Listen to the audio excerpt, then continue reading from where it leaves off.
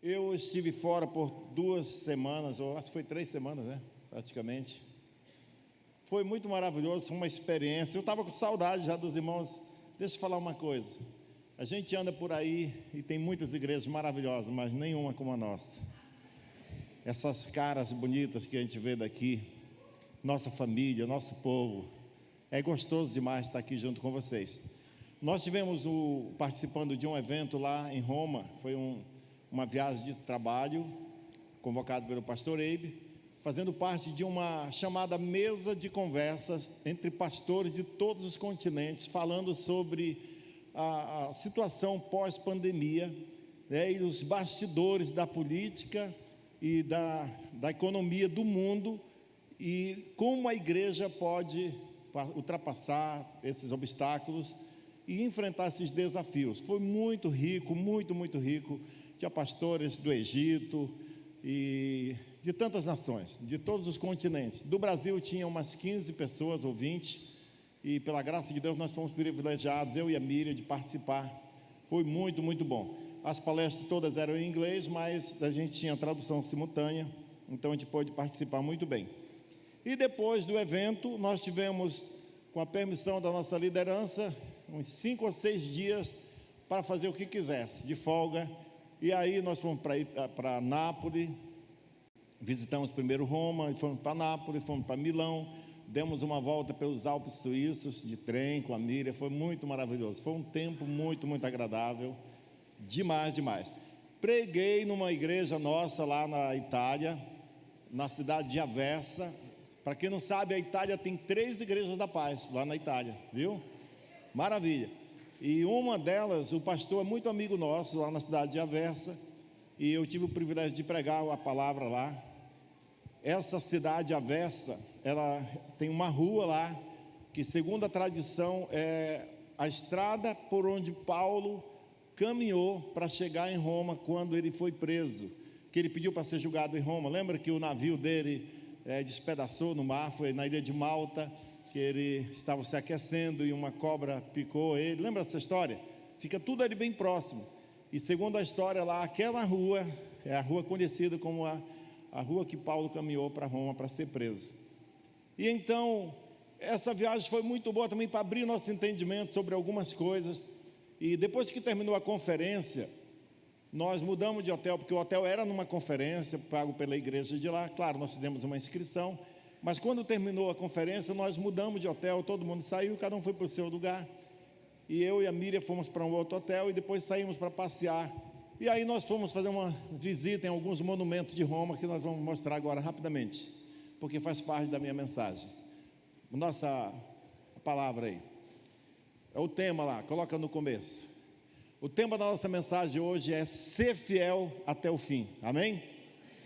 Quantos aqui estão dispostos a ser fiel a Deus até o fim da sua vida? Amém, irmãos? A crença é como casamento, para a vida toda. A Bíblia diz em Apocalipse capítulo 2, versículo 10, parte B: seja fiel até a morte, e eu te darei a coroa da vida. Foi Jesus quem falou isso. Quando nós chegamos em Roma, fomos lá visitar esses monumentos. Agora o próximo. Essas ruínas aqui na frente desse templo, essa ruína onde está aquele homem de camisa branca, segundo a história, é a casa onde Paulo ficou preso. Ele mesmo fala que ele ficou lá na epístola, que ele ficou preso em domicílio, e tinha um soldado romano que ficava com ele o dia todo, e ele pregava o evangelho para aquele soldado. No outro dia trocava a guarda, ele pregava de novo para o outro, e ele disse: eu preguei o evangelho para toda a guarda romana. Olha só o que Deus fez. Aí esse prédio, segundo eles, a história é a casa onde Paulo foi preso. Próximo. Esse aqui é o Arco de Tito. Essas fotos eu fiz questão de tirar, porque essa aqui eu acho que essa aqui pegaram da internet, que a que eu mandei não era essa. Mas eu fiz questão de tirar eu mesmo, porque eu queria mostrar parte da história. No YouTube tem fotos muito mais bonitas. Mas esse é o Arco de Tito. Aqui, ó. O Arco do Triunfo, ou chamado de Arco de Tito, que o imperador Domiciano, irmão de Tito era aquele general romano que conquistou Jerusalém no ano 70, destruiu o templo dos judeus e ele foi homenageado por esse arco. O imperador Domiciano mandou construir esse arco em memória dele, para a celebração dessa vitória. Lembra que Jesus tinha dito, quando saiu do templo, os discípulos, olhando para o templo, disseram assim: Jesus, que prédio maravilhoso, que construção bonita. E Jesus falou: em verdade vos digo, não ficará pedra sobre pedra. Lembra disso? Quantos leram isso?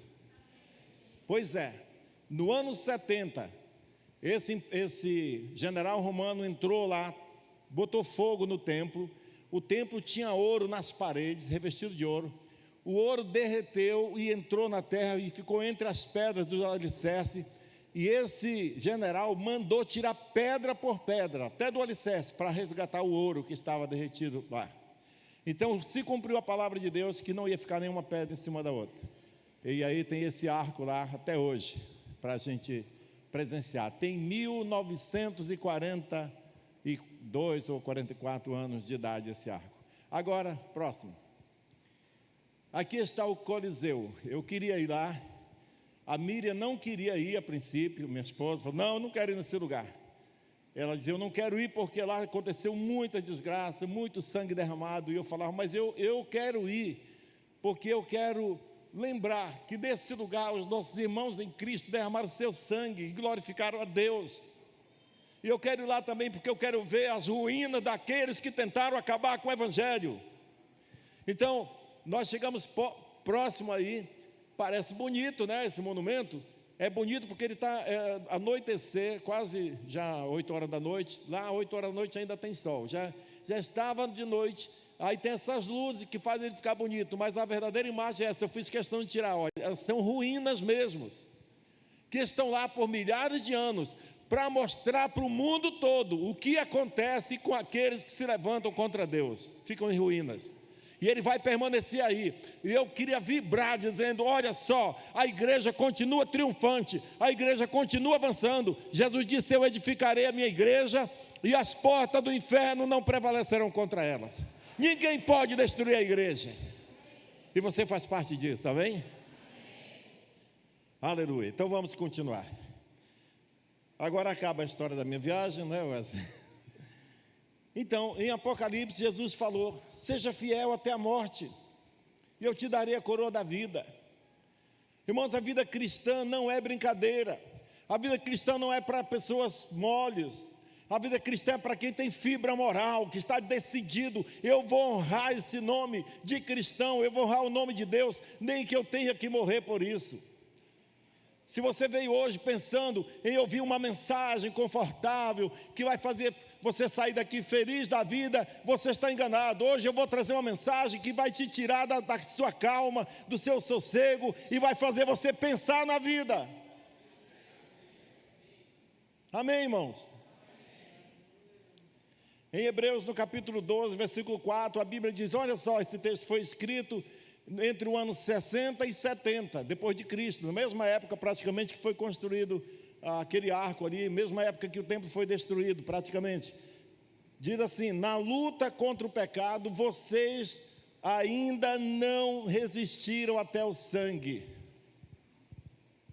O autor dessa epístola está falando para aqueles hebreus que provavelmente estavam reclamando: é difícil ser crente, né? A gente tem que ser honesto, tem que ser correto, não pode errar. Se a gente cometer um errozinho, as pessoas estão de olho em cima da gente. A gente vai trabalhar e tem pessoas que não gostam porque elas querem fazer as coisas erradas, e nós temos que ser um testemunho, ser exemplo.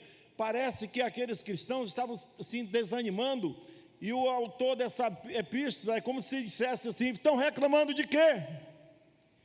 Vocês não derramaram uma gota de sangue nessa luta contra o pecado. A luta deles era apenas uma luta interna, de ser correto, de ser íntegro, de não aceitar suborno, de não trair a esposa, de ser um cristão autêntico. Quantos outros morreram pela fé? E aqueles cristãos ali estavam vivendo um período de apenas, talvez não serem muito famosos. E a epístola está dizendo: vocês não lutaram, não sofreram ainda até o sangue na sua luta contra o pecado. Apesar da perseguição, aqueles leitores não haviam derramado sangue ainda, por causa da sua fé. Então, no capítulo 12 ainda, versículo 12 e 13, o autor diz o seguinte: por isso, levantem as mãos cansadas e fortaleçam os joelhos vacilantes. Façam caminhos retos para os seus pés, para que o manco não se desvie, mas seja curado. Ele está dizendo, além de vocês, já que vocês não sofreram até o sangue, vocês não estão morrendo pelo Evangelho, e está sendo difícil a vida, então começa a construir um caminho reto, começa a construir com as suas ações corretas, um perfil de uma vida que sirva não só para vocês, mas para o pastor Dório e para o pastor Lima, que são mancos, né? Para que o manco não se desvie, para que aquele que tem dificuldade possa encontrar uma saída, para que aqueles que estão lá fora, presos no pecado, acorrentados nas drogas, aqueles que cometeram pecados terríveis como assassinato, possam encontrar uma esperança, encontrar um caminho de saída. Façam caminhos retos para os seus pés e para abençoar aqueles que estão tendo dificuldade de caminhar. Não é hora da gente ficar lutando pelos nossos interesses. Sabe, irmãos, a vida cristã não é aquilo que muitos pensam. Muitos cristãos estão deixando a fé por pouca coisa. Muitos cristãos estão abandonando a sua fé porque alguém fez uma criticazinha. Que fé mais superficial é essa? Não pode ser assim. Não pode ser assim. A vida cristã é para quem está determinado.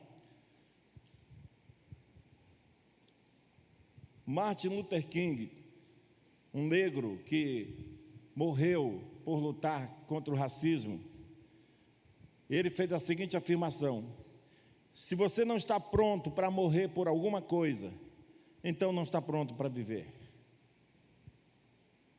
Se você não está pronto para morrer por uma causa, e não existe nenhuma causa mais nobre do que a causa do Evangelho, se você não está pronto para morrer por isso, talvez ele poderia ter sido um pouquinho mais ousado e teria dito, você não merece viver.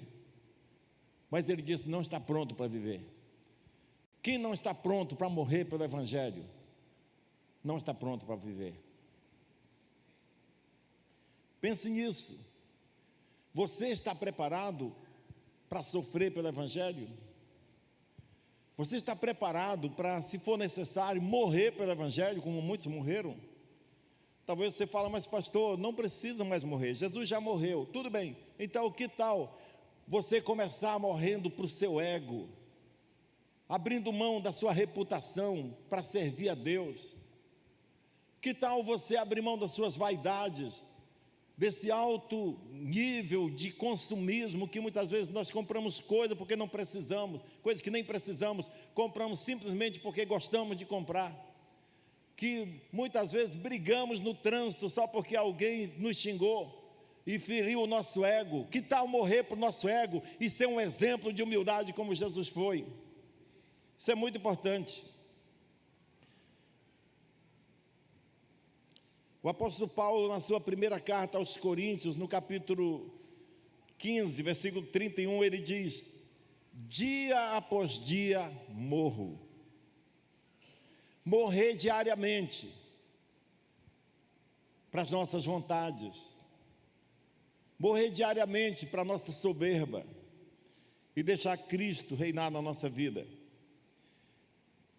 Então, eu anotei alguns pontos aqui para que quem quer viver essa vida cristã sem voltar atrás, você poder pegar algumas informações sobre isso aqui, que vai facilitar a sua vida.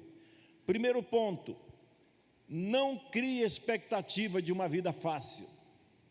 Se alguma igreja pregou para você, se algum pastor pregou, se alguém está pregando que seguir Jesus é a maior felicidade do mundo nessa terra, mentiu para você.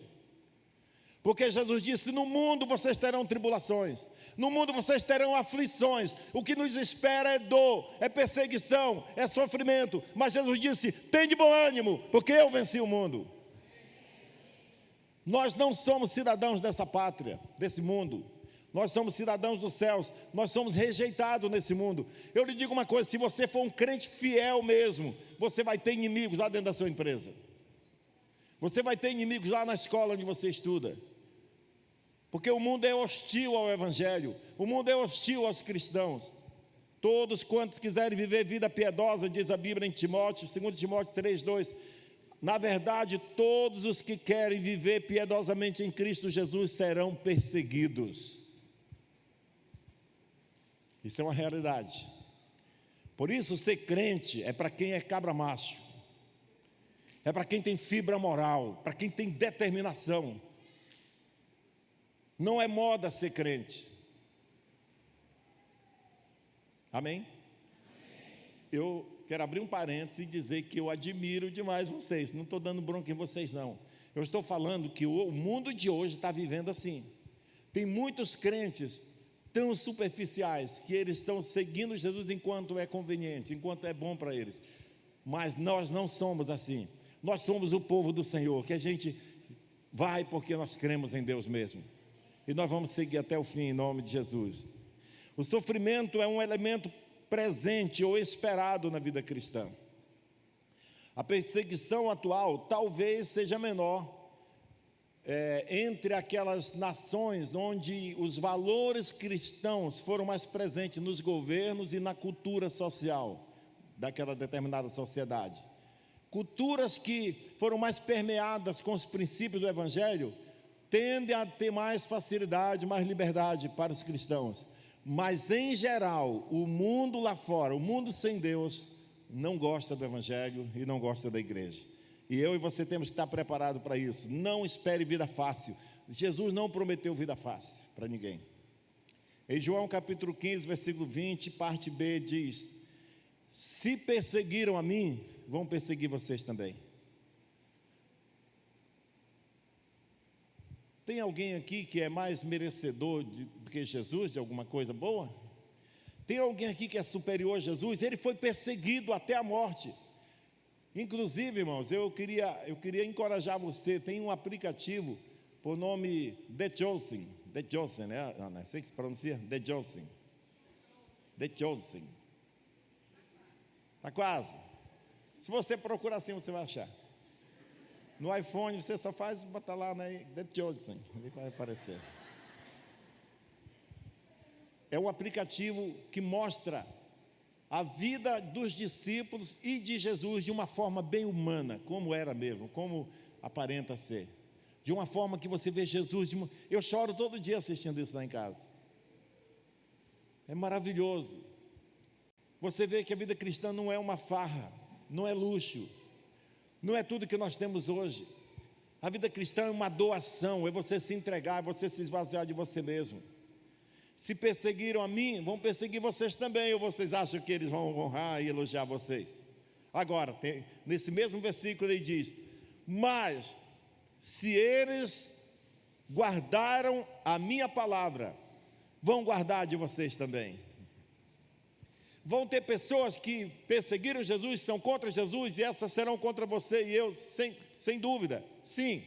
Mas também tem muita gente nesse mundo que ama a palavra de Deus, e em qualquer lugar desse mundo você vai encontrar pessoas que vão dar ouvidos para você. Isso é um privilégio, é uma honra, porque você é um representante de Deus. Se ouviram Jesus, vão ouvir você também, porque Jesus deu autoridade para todos nós pregarmos o Evangelho.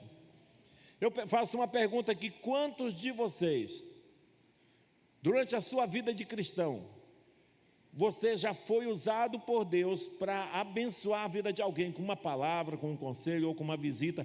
Alguma coisa você fez que tornou melhor a vida de alguém? Tem alguém que já passou por isso aqui? Amém. Isso é uma honra, é um privilégio que Deus dá. Mas é preciso ser um cristão autêntico, porque aqueles que ouviram a palavra de Deus, que ouviram Jesus, vão ouvir você também. O segundo ponto: seja totalmente dependente do Espírito Santo. Não é pelo seu esforço ou por pressão que as coisas vão acontecer, é pelo Espírito de Deus. Não adianta você tentar forçar sua esposa, ou seu esposo, ou seus filhos para seguir Jesus. Não adianta, não é por força, não é por violência. Você tem que chegar diante de Deus, se prostrar na presença dEle, e adorá-lo, e pedir misericórdia. Enquanto você ora, enquanto você busca o Espírito Santo, Ele mesmo se encarrega de tocar no seu cônjuge, Ele vai convertendo, daqui a pouco você vê seu filho da igreja. Hoje no culto da manhã foi maravilhoso, porque eu não fiz o apelo. Quando nós começamos, depois da palavra, nós começamos a cantar uma canção, um rapaz veio dali, trazido por outro, dizendo que ia aceitar Jesus. E o pai dele estava trabalhando aqui na atmosfera. Foi maravilhoso. Sabe, irmãos, é pelo Espírito de Deus, não é pela sua força que você vai vencer o pecado. Não adianta você lutar, agora eu vou tomar uma decisão e eu vou lutar, e eu não prometo, eu não peco mais, eu não vou mais fazer isso. Não, não é por força.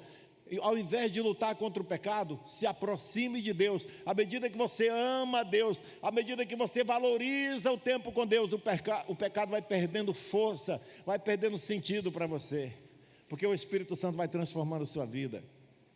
É por isso que aqui na igreja, irmãos, eu sou meio antigo. Quando eu me converti, eu tenho 62 anos agora, eu me converti, eu tinha 23 ou 24, por aí, não lembro bem agora. Aí você faz os cálculos. Mas eu já tinha visitado algumas igrejas que, se uma irmã chegasse com uma roupa meio soviética, não era permitido entrar. Uma vez eu fui numa igreja com uma irmã da igreja, uma missionária, e nós sentamos lá, eu fiquei perto dela assim, ninguém veio falar com a gente. Aí estava no culto, aí o pastor começou ali na hora, fez uma oração lá, e o demônio manifestou em alguém, disse: demônio, quem é aquelas mulheres que cortam o cabelo, demônio? É meu, é minha. Aí, daqui a pouco chegou uma irmã lá com a missionária que estava comigo, e falou assim: irmã, senhora, a senhora não quer entregar a vida para Jesus? Essa eu já sou crente. Essa, mas você não viu o que o demônio falou? Que mulher que corta o cabelo é dele? Ela disse: mas eu não sigo o demônio, eu sigo Jesus. Você toma, bem feito. Por que tu quis dizer isso? Porque às vezes nós enchemos de regras, nós enchemos de coisinhas, sabe, regras humanas.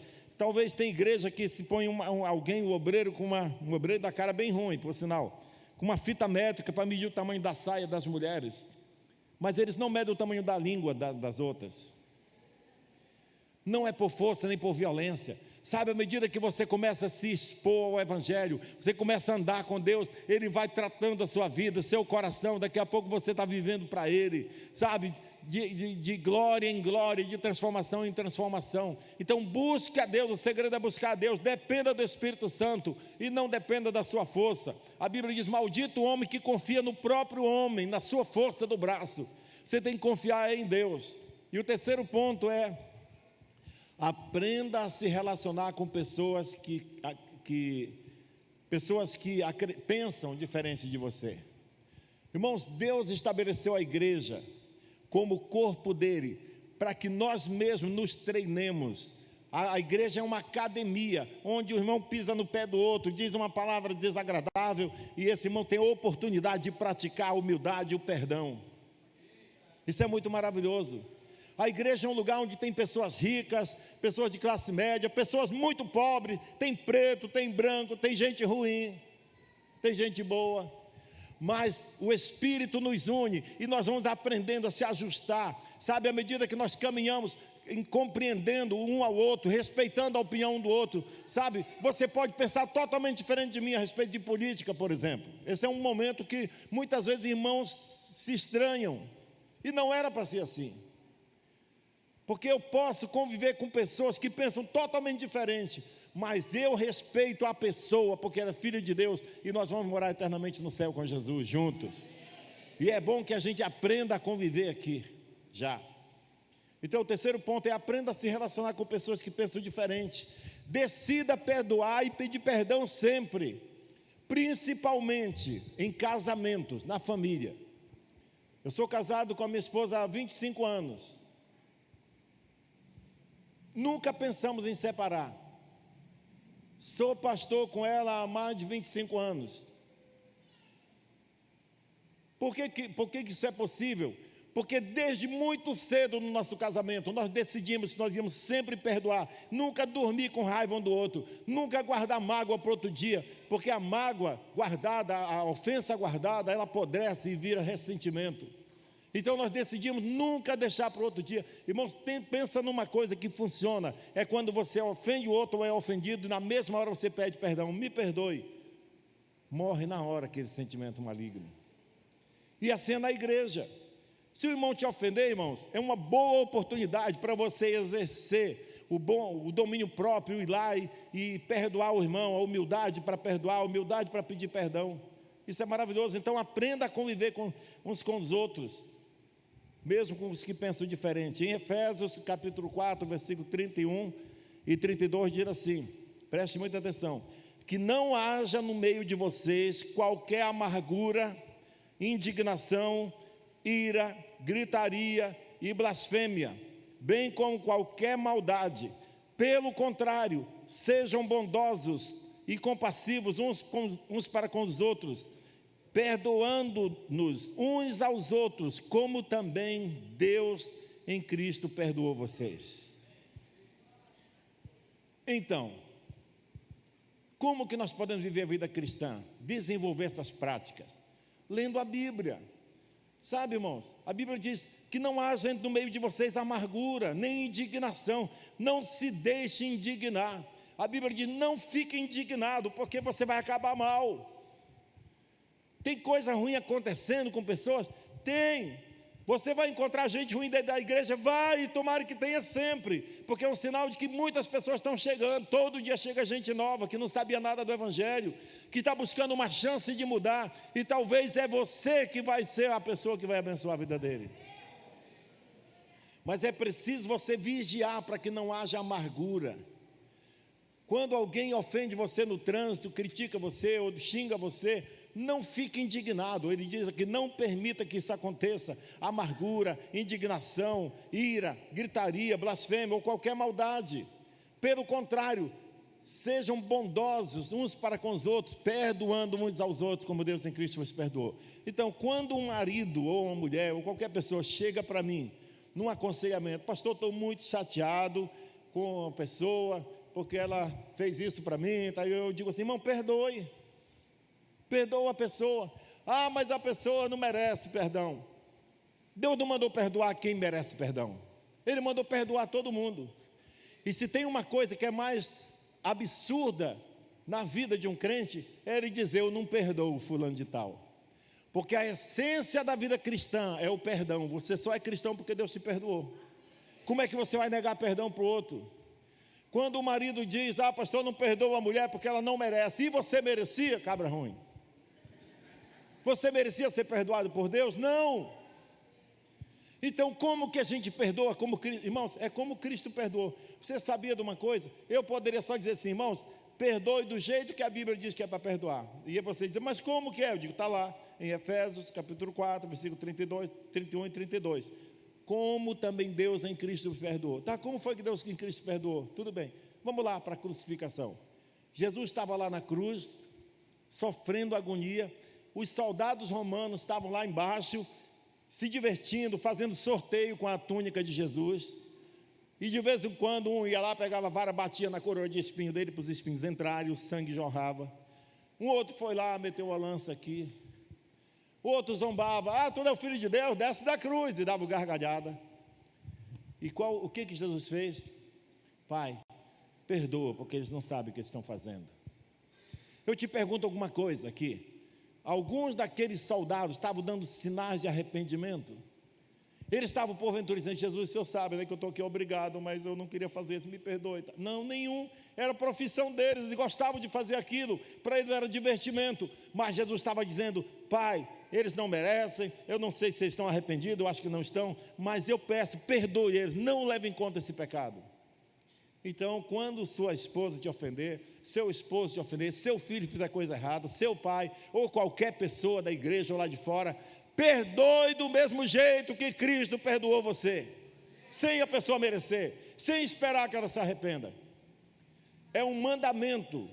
Eu já vi pessoas sendo disciplinadas da igreja, porque fizeram alguma coisa errada, um roubo, uma traição conjugal, coisa parecida, e foi disciplinado da igreja. Eu nunca vi alguém ser disciplinado porque não perdoou alguém, e é um pecado tão grave como qualquer outro.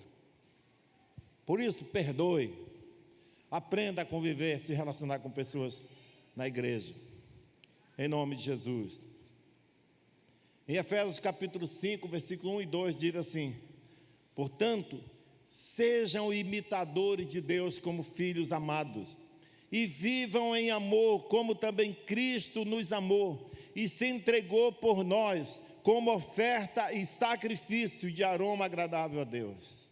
Ele está dizendo que você deve imitar a Deus, como? Vivendo em amor, e se oferecendo como oferta e sacrifício agradável. Ele não está dizendo, faça se for fácil, faça se for bom de fazer, não, é um sacrifício, suportar uns aos outros com o amor de Cristo, para que nós possamos ter garantia de que nós vamos seguir até o fim, amém?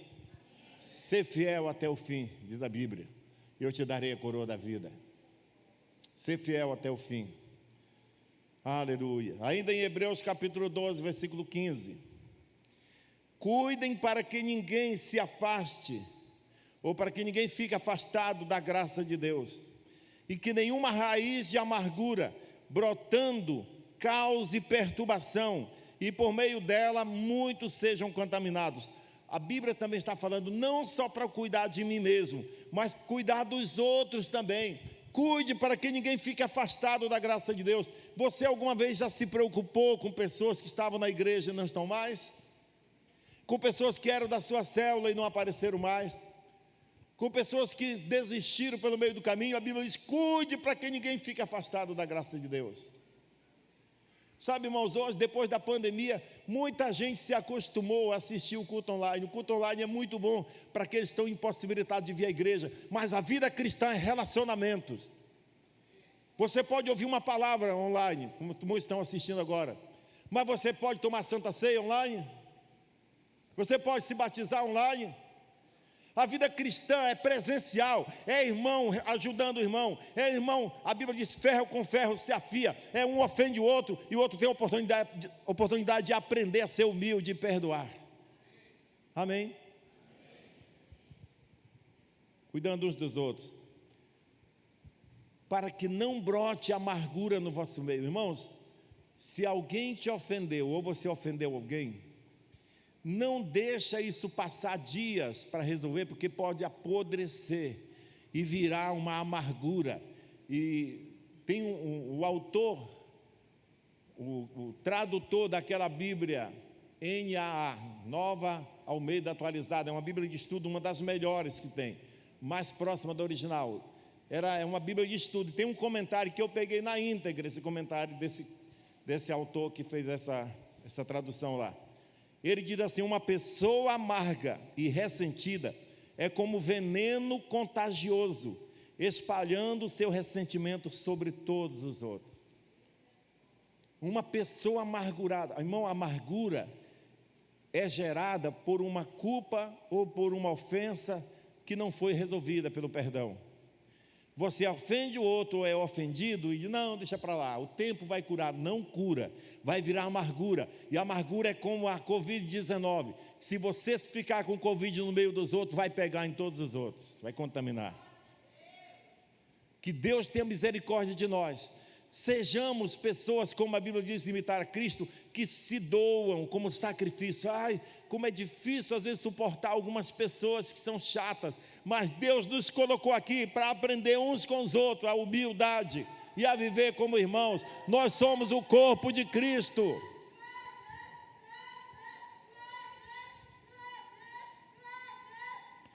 Nós somos o corpo de Cristo. Agora eu tenho algumas sugestões para você que deseja viver esse evangelho até o fim da sua vida.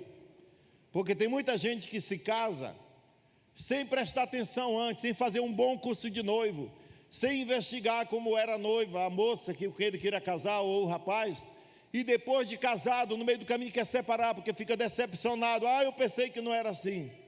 Então, na vida cristã também, muita gente entra para a igreja sem medir as consequências, sem calcular se tem recurso moral para suportar as pressões do dia a dia e continuar firme com Deus. Então, eu quero dizer para você, você que já está na igreja, é igual o casamento, você casou errado, não tem mais como desfazer agora, você vai ter que dar um jeito de consertar. Ora para o outro morrer, porque é somente com a morte que pode separar, se você não suporta mais. Ou então conserte a sua vida. O problema é que muitas vezes nós queremos consertar a vida do outro e não a nossa. Mas nunca ouvi dizer que alguém conseguiu consertar a vida do outro. O segredo é você consertar a si mesmo. Se você se consertar, irmãos, é incrível. Eu sou casado há 25 anos, como eu falei, com uma mulher igual todas as outras, que faz raiva para a gente todo dia, igual a gente faz para elas também. É brincadeira. Mas ela está por aí, Deus me livre. Eu acho que não vai ter janta hoje que chegar em casa. Mas se você é casado com alguém e você quer melhorar seu relacionamento, porque é para toda a vida e não tem como desfazer. Se você é sério com Deus, você não vai divorciar nunca, porque a Bíblia diz que a única coisa que pode separar um casamento é a morte ou uma traição não perdoada, somente. Então o segredo é você aprender a se relacionar, para você ir driblando as situações e aprendendo, ela funciona assim, né? Então eu vou tentar me adaptar, porque se você tentar exigir que a sua mulher seja melhor, você vai estragar o negócio. Se ela tentar exigir que você seja melhor, cada um tem que cobrar de si mesmo, cada um tem que tomar atitude por si mesmo. É incrível como quando a gente faz alguma coisa melhor, é incrível como a mulher da gente fica tão boa com a gente. Basta a gente dar um sinalzinho de melhora, que elas já têm uma ação bem maior de conserto. Não é verdade, homens? Não é verdade, mulheres? Então, para a vida cristã, deixa eu falar uma coisa aqui. Sugestões para você se tornar um cristão bem-sucedido e nunca voltar atrás. Ame as pessoas. Trate com amor as pessoas, trate com respeito cada um. Independente do nível de conhecimento ou nível social, seja o que for, trate bem, como você trata o governador, como você trata o seu melhor amigo, como você trata o grande empresário, trate todo mundo muito bem. Amém? Ame as pessoas. Segundo ponto, não as critique. Tem uma coisa que nunca funciona para o bem, é crítica. Quando você critica alguém, você está criando um problema. Então não critique as pessoas, não fale da religião delas, fale de Jesus para elas, mas nunca fale da religião. Não tem lucro falar da religião. Não a julgue. Quando você julga alguém, você está se colocando na posição de Deus, porque só Deus pode julgar. E Deus não tolera pessoas que querem tomar o lugar dele, viu, irmãos? Aquele ser espiritual chamado antigamente Lúcifer, que agora não é mais, porque Lúcifer quer dizer anjo de luz, portador de luz. Ele só quis ser igual a Deus, ele nem quis passar de Deus, nem quis tomar o lugar, ele só disse: eu quero colocar meu trono lá nas alturas e ser igual ao poderoso, ao Altíssimo.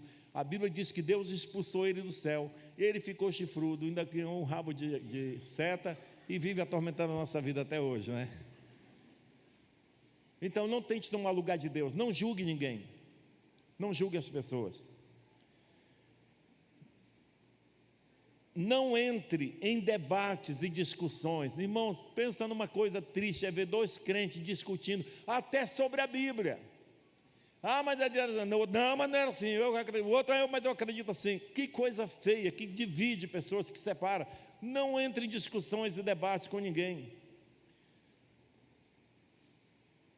Quarto ponto, ore sempre.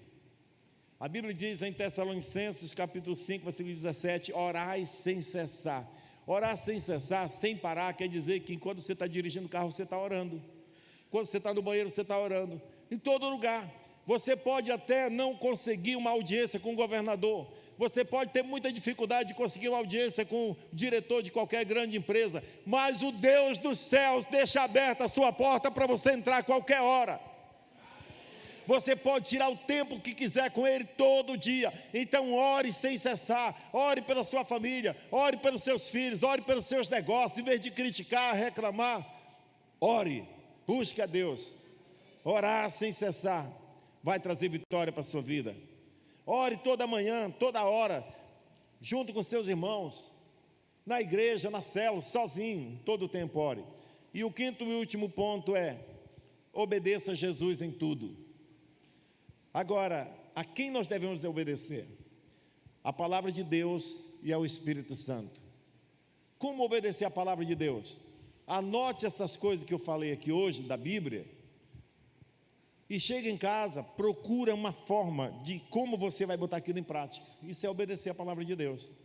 O pastor disse que lá, eu vi pela Bíblia, que nós devemos perdoar como Jesus perdoou as pessoas. Então, eu tenho aquela pessoa ruim que me fez o mal, não estou vendo ele arrependido, mas mesmo assim eu vou perdoar, porque a Bíblia diz que é obediência.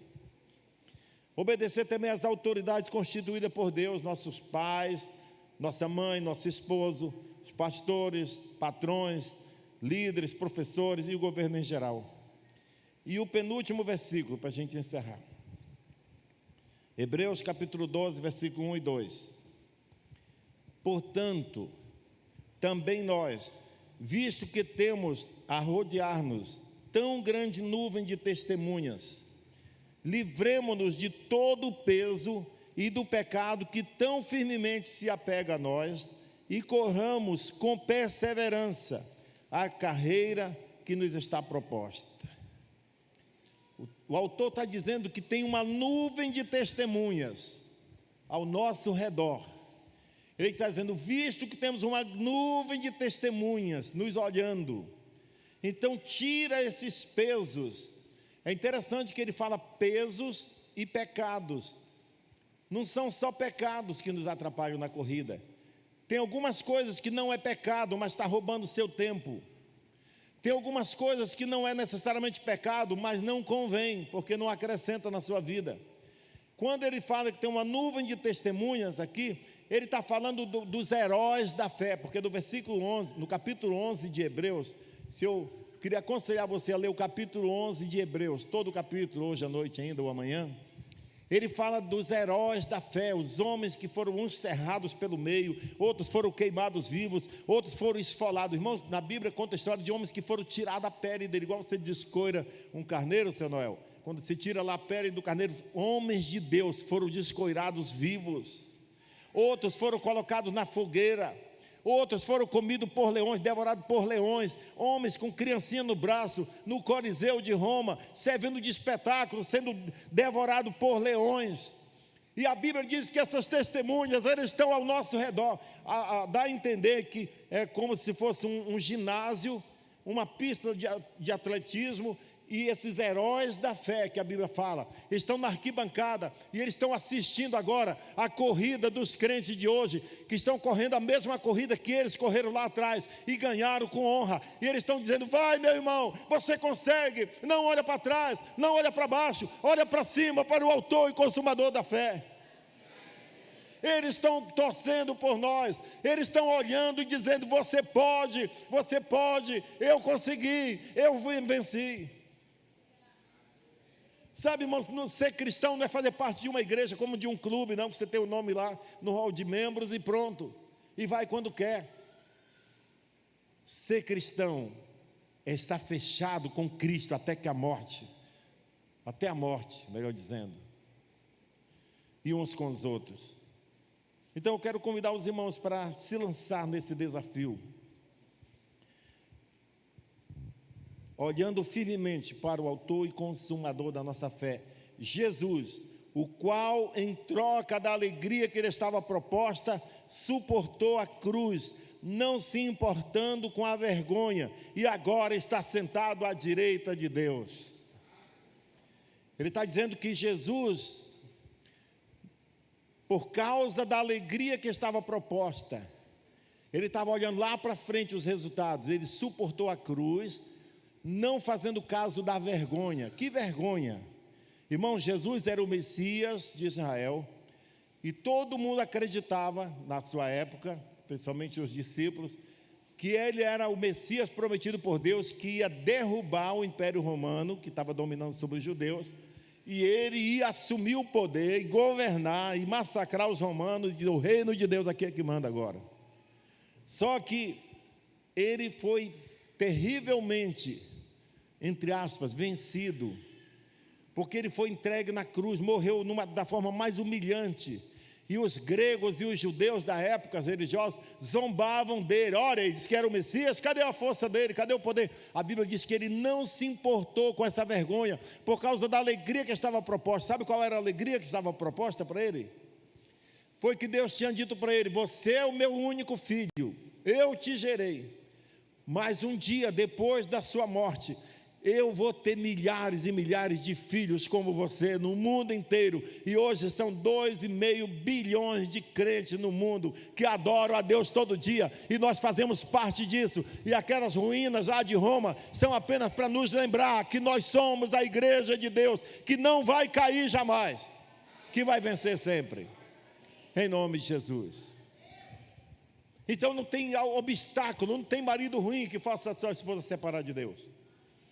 Não é para ter nenhum tipo de situação que seja capaz de te tirar da fé, irmãos. A Bíblia diz que nem morte, nem vida, nem principados, nem potestades, nem altura, nem profundidade, nem nada, nem morte, nem vida, nada pode nos separar do amor de Deus. Amém? Eu declaro que será assim com a sua vida, que você e os seus filhos vão seguir para sempre a Jesus. E o último versículo é: ele se humilhou, tornando-se obediente até a morte, e morte de cruz. Por causa disso, Deus o exaltou e lhe deu um nome que está acima de todo nome, para que ao nome de Jesus todo joelho se dobre no céu, na terra e debaixo da terra, e toda língua confesse que Jesus Cristo é o Senhor, para a glória de Deus Pai. Deixa eu te falar uma coisa: muitas autoridades espalhadas pelo mundo, presidentes, generais, homens poderosos, reis, adoram a Deus espontaneamente, se dobram seu joelho todo dia e adoram o Deus dos céus. Mas tem outros malignos que são contra, eles também terão que se dobrar, eles vão fazer isso obrigado. A Bíblia diz que até Satanás, quando Jesus vier nas nuvens, lá no Armagedon, para fazer guerra contra o maligno, contra as nações inimigas de Israel, a Bíblia diz que ele vai aparecer, descer nas nuvens, pisar nos montes das oliveiras, e Satanás, o anticristo, vai ter que se curvar diante do nosso Deus. Aleluia! Envergonhado e vencido, enquanto que todos nós já fazemos isso todos os dias, com alegria, com liberdade, porque Ele é o nosso Deus. Eu declaro sobre a sua vida essa firmeza de fé, para mesmo diante das dificuldades, você se conectar com o céu, e receber a energia do céu, e o Espírito Santo te sustentar todo dia, em nome de Jesus, em nome de Jesus.